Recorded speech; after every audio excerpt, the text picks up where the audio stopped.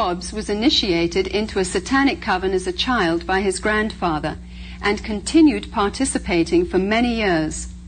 I recently asked Glenn about his involvement and the importance of Halloween to the occultist. Well, my involvement in satanic worship was, I was involved in it as a child. Of course, I was a generational Satanist, what they call a generational Satanist, and what that means is that my family was involved in it and their family before them. Now, my earliest rememberings of Halloween and some of the things that were involved was, it was a very dark time for me as a child. It was something that I didn't enjoy. Glenn, could you tell us about your involvement in any rituals at Halloween as a child? There was another little girl that was involved in the occult with me, and her name was Becky. Now, Becky was a different type of child. She was blessed to be a sacrifice. I was being blessed to be a high priest, where she was being blessed and born into the coven there to be a sacrifice. Now, we were in a ritual where we were married together. It was a marriage to the beast, and me and the little girl were married together, and there was a lot of sexual abuse that took place and a lot of blood that was spilt over us, joining us together. When do Halloween rituals actually begin, and what is the ultimate purpose of Halloween? Well, the ritual that I remember the most clearly began about the end of September. Me and the little girl, the one I mentioned named Becky, the abuse was very concentrated at that time. We were taken into several rooms where our clothing was removed. We spent the next couple of weeks in a kind of a shack where a lot of rituals went on, where a lot of animals were killed. They summoned Lucifer and his spirit to come and possess me, and so that I would be blessed to take over the position of the high priest at a certain point in time.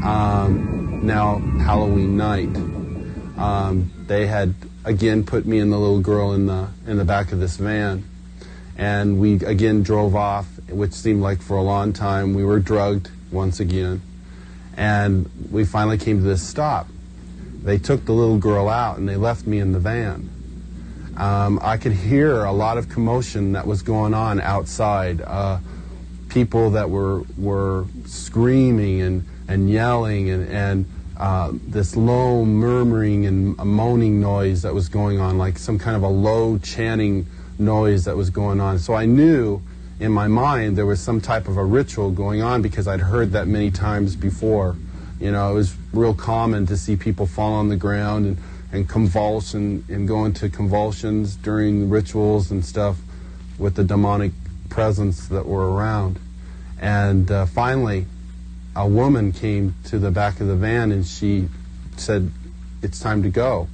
And she brought me out of the van, and I could see that there was just a lot of people around. Some were dressed in dark brownish kind of robes with hoods over them. They took me up and they led me up to this stone altar. And I remember I saw the little girl, and she was on the altar. Now, at first, you know, I just wondered what was going on, because you never knew. I mean, they used the altar for a lot of different things. They could have just been sacrificing an animal over, could have been a sexual abuse from the high priest onto her. You know, it was a hard thing to know for sure. Well, they ushered me up to the altar, and I could see that they had bound her feet. They had her feet spread apart, her legs, and they had bound them to the ends of the altar, and they had taken her arms, which were laying out this way, and roped them to the altar, which had little kind of like hooks, which they could bind the ropes around. And she was really white. I remember seeing her, and she was just real pale and real white. And I noticed that they had slit the bottoms of her feet and her wrists, and they were taking the blood that was running out of those areas and putting them into chalices and passing those cups around to different people who were partaking of her blood. Then the high priest, he took the athami, or the ritual knife, and he picked it up and he put my hand on it, and then he forced it into her chest. So when I think back on Halloween, you know, over that period of time that happened, you know, that was the climax event, Halloween night, where they killed that innocent little girl. And this is something that's happening every Halloween. That's not just an isolated event. I mean, there are children all over the world who are losing their lives during Halloween night, and yet we, as a society, we go out and celebrate it, and we go door to door and we ask for candy, and it's a big celebration to us. And I think it's quite ironic how one group of people are thinking it's fun and another group of people are taking human life, and yet they don't, you know, there seems to be this wall and nobody wants to face the facts of what's really going on.